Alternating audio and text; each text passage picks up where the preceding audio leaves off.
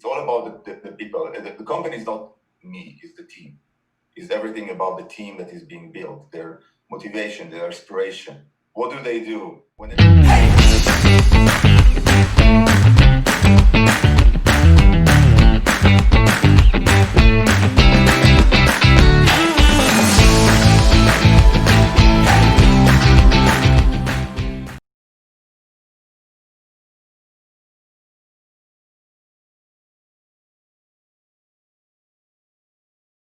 Benny, Czarny, thank you so much for joining me on 20-Minute Leaders.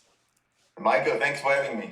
Benny, I just want to hear about your journey. It's very rare to meet a founder that bootstrapped a company from their living room as an engineer and grew it to over 1,000 customers, some of the most notable companies that we all know here in the US, but more importantly, you're providing cybersecurity systems for 98% of the US nuclear facilities. Is that right? That's correct. Actually, that's just one example. So we protect, our mission is to protect critical infrastructure. I mean, yes, nuclear facility is one of that. There's one testimony of our success. However, we do everything. We do government, we do manufacturing, agriculture, utilities, other energies. It's not only nuclear. There is also renewable. There is solar. There is tons. Benny, I'm starting with the most important question. Do you sleep at night? I mean, seriously, like, aren't you like scared about what you're doing? This is crazy. Actually, I sleep really well at night. I mean, there would be rare occasions that I don't sleep well at night. I like to sleep well at night, and I think that's Wonderful. Okay, Benny, take me back. Take me back to the founding days of OPSWAT. How does it start, and sort of what is your strategy in building this company, which now is huge success? Great, thank you. So how it started? So it all started with an idea and a vision, right? Everything starts there. So also take about the person. What do you want to do? So you want to go. I mean, I knew. I mean, actually, if you ask me when I was, I think it was sixth grade, what are you gonna do?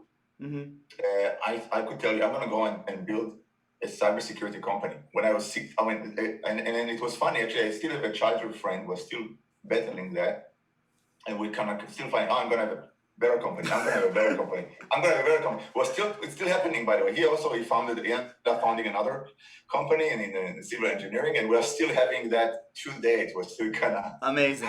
Why of kind of laughing at us.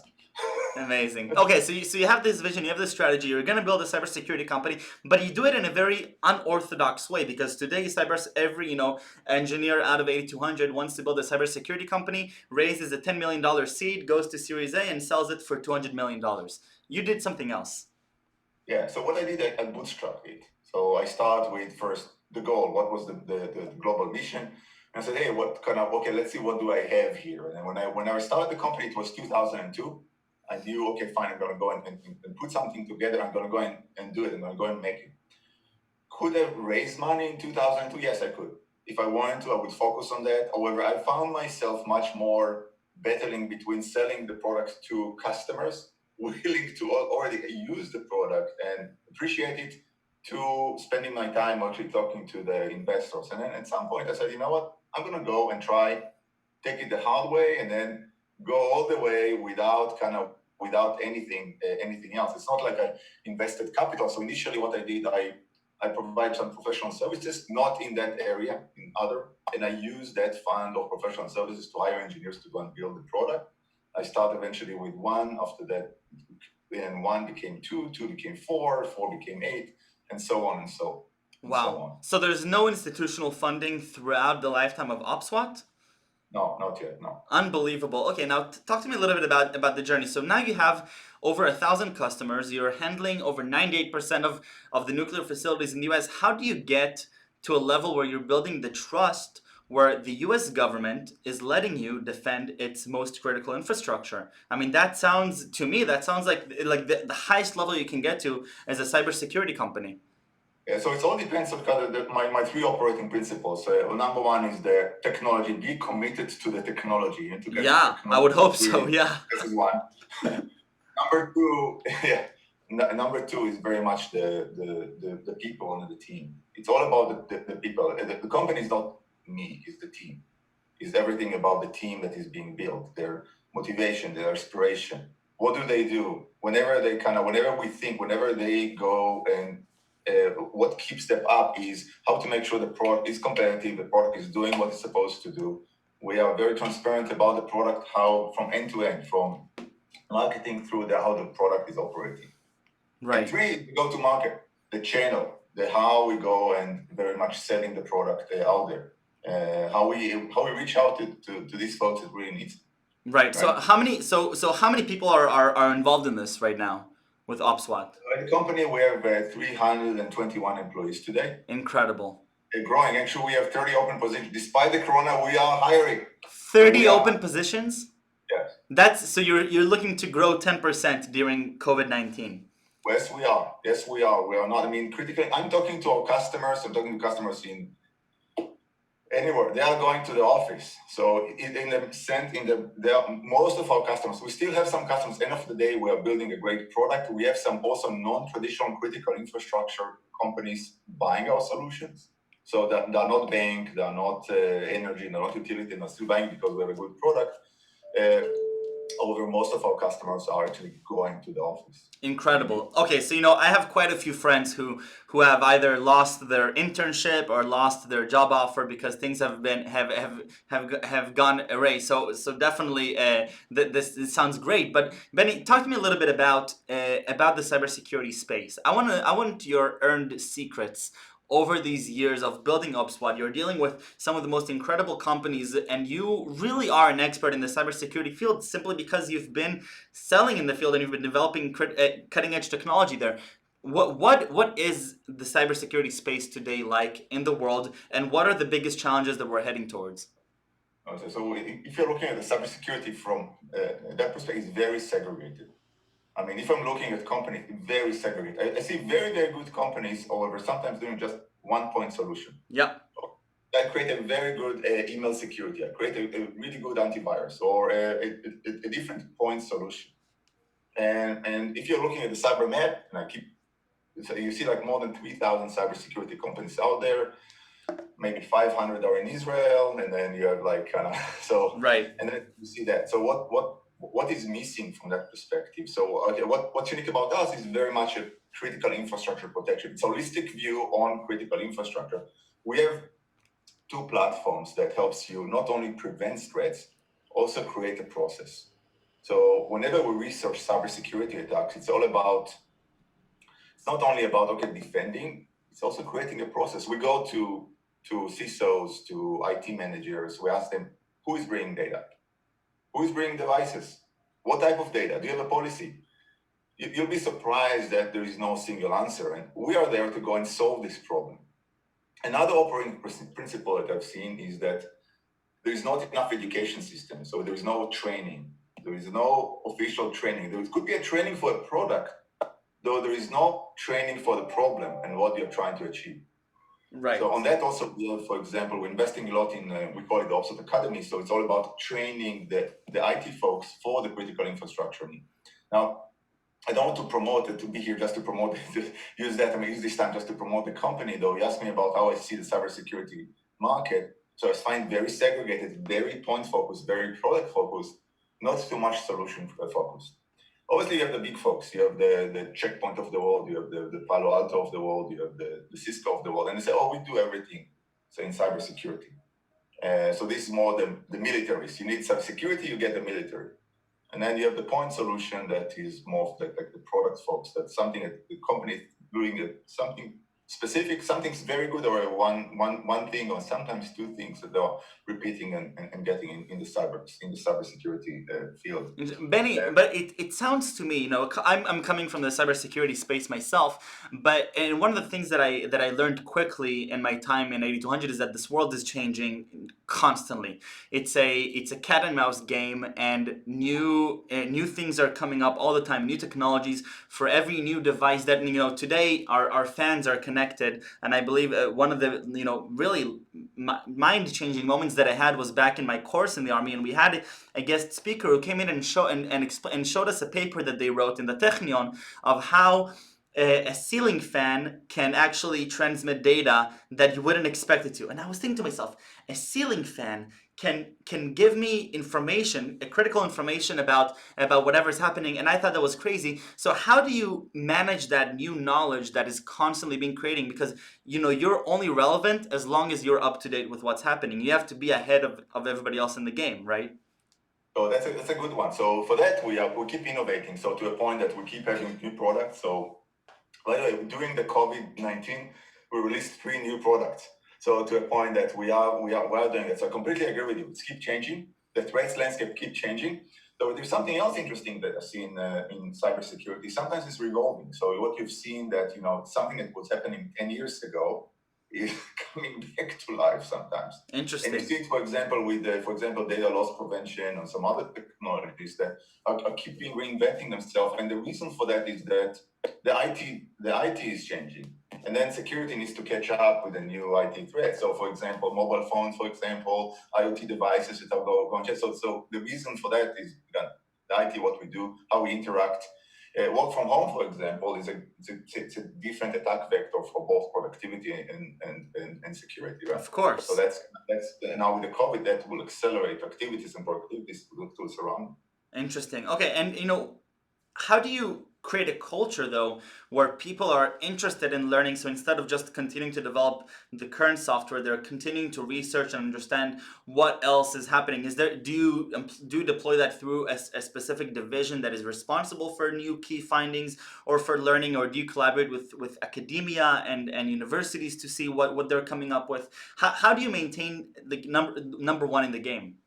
Okay, so there are multiple answers for that. Number one is our customer landscape. We have so many deployments. Actually, it's over 1,500 customers to be precise.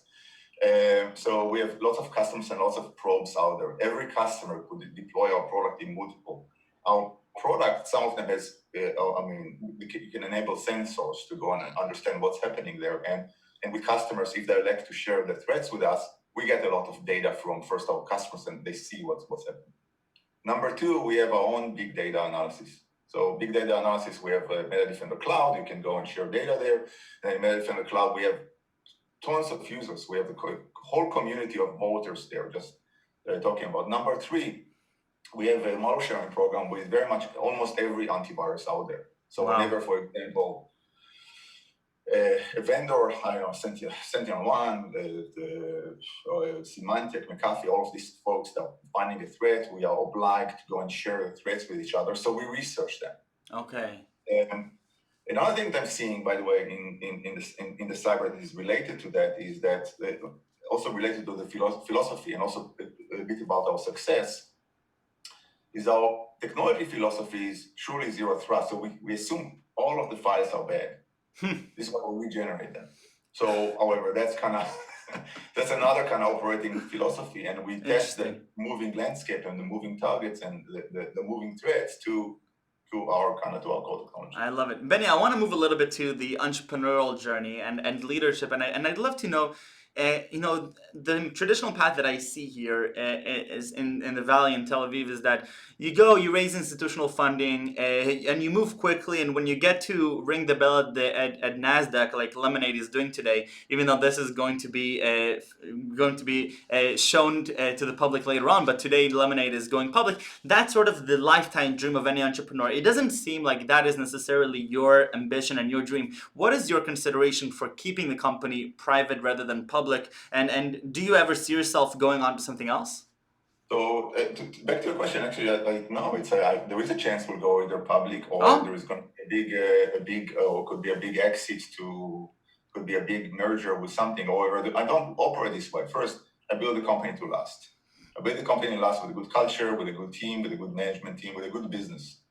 That's kind of where I get what's in for the employees and everything. First, the equity that I provide to the team members is much better than diluting it with some VC folks right now. And 100%. I can show it in the numbers. And whenever I keep asking, don't look at the quantity of the stocks, look at the value it will bring you in the case of an exit. Right. And then, so I have team members with stock or stock options, depends on their situation in that. And I believe that at some point it will work, whether we decide to go to the IPO route or we decide to get a partner with the private equity to go and get it, which is another option. So I built the company to last, not to. I think that, I mean, that's the most inspiring part. You're building the company to last. I think right now, especially what I'm seeing with a lot of my colleagues in my age group is that you're not thinking about a company that you're going to be involved with for 10, 15, 20 years. You think about products that you're going to be excited to work on for a year or two and then sell or move on to your next project, which is a very different mindset. Benny, you moved from managing one person, yourself basically, to now managing over 300 people in this great company. What have you learned over the years, or what surprised you over things that you didn't expect? Well, it's cool, man. Initially, I was very much everything. I was the bagel guy. I was the coder. I was pretty much the, the HR, the everything around it, and then slowly get a management team, a professional management team in place, the right system in place, the backend systems in place to go and put it together to a point that it's. And I see this journey as actually challenging me from doing what, and it's actually changing my day to day, and I find it very fascinating. I love it. So I find myself as building careers inside the company. And then I tell my executive teams two things. You have two honorable ways to go and leave the company. Two honorable ways. Option one, you die. It's honorable, right? You die. Option number two, go open your own company. Right. And by the way, it worked with two past executives. I mean, they didn't die, they opened their own companies. Amazing. Successful? So, what I would like to see, come over here, we work together as a team. And after that, build your experience. And then after 5 years, they build their own company. I'm still in touch with them. Great. This is what I call an honorable way. I love it. Benny, what would be the most important thing that if I were to ask any of your 300 employees, I tell them, tell me the best thing about Benny.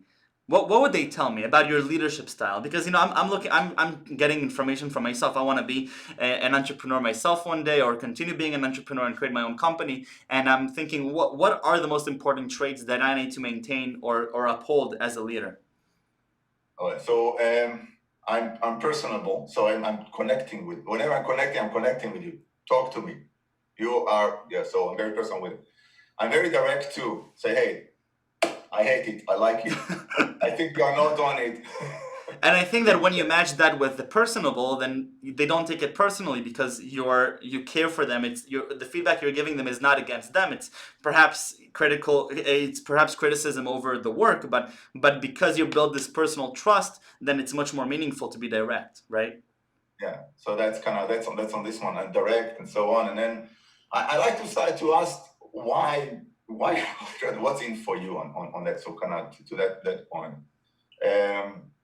Also, I like to understand what they like to do, what they don't like to do. People usually they are good. Usually, not always, they are good at what they like to do. Right. So that's and then they like to take jobs and things that they're good at, and I'm trying to just ensure it's there and then to provide. I have managers that have been with me for many years in the Silicon Valley, which is tough.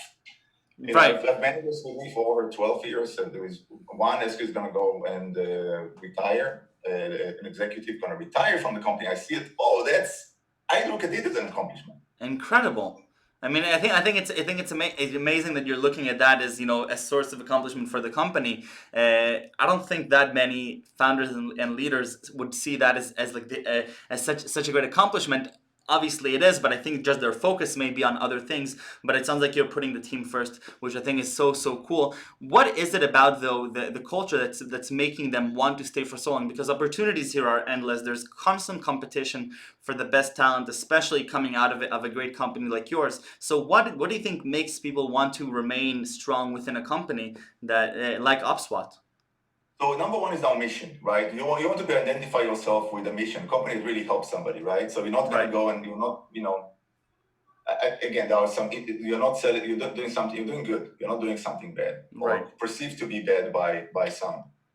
So there is very pure mission. Number two, the commitment of the company to the technology and the product. It's something that is thriving with people. It's we want to create a great product. What I want the guy to if there's something bothering them is what's going to be the customer experience. Definitely. End of the day, I'd like the team members to think about and people like that they're connecting to. Right.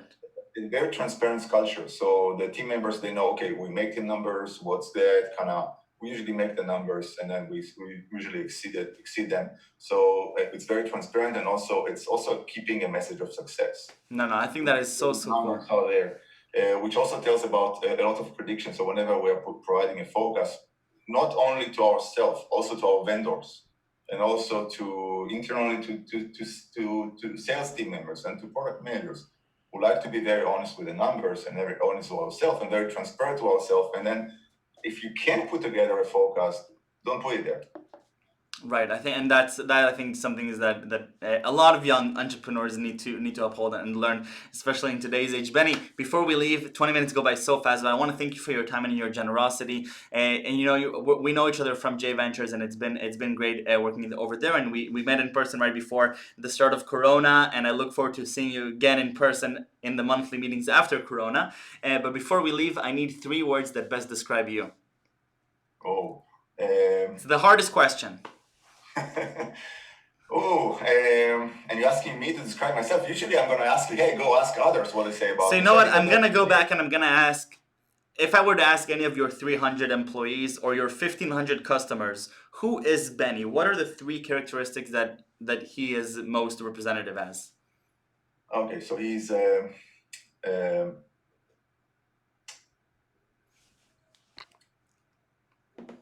definitely a builder of technology and an innovator. So definitely would say that, very much kind of innovated a platform that is not like another category out there in the market that is successful and working. A career builder, I would say, some building careers, and then people, and also career builder as well. I would say that would I think I can stand behind that and provide. It definitely sounds like it. The third one,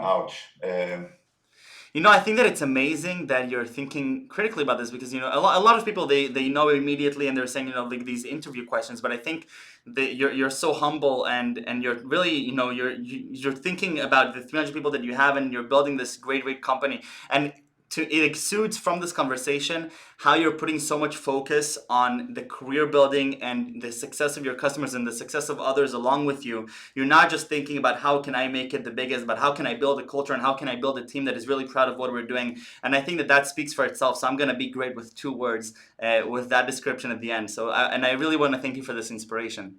Really. Thank you, Michael, for the opportunity to speak here, and I appreciate your time. Of course. No, thank you. And I'm going to reach back, of course, when I have my own venture, and I can't wait to work together in the future.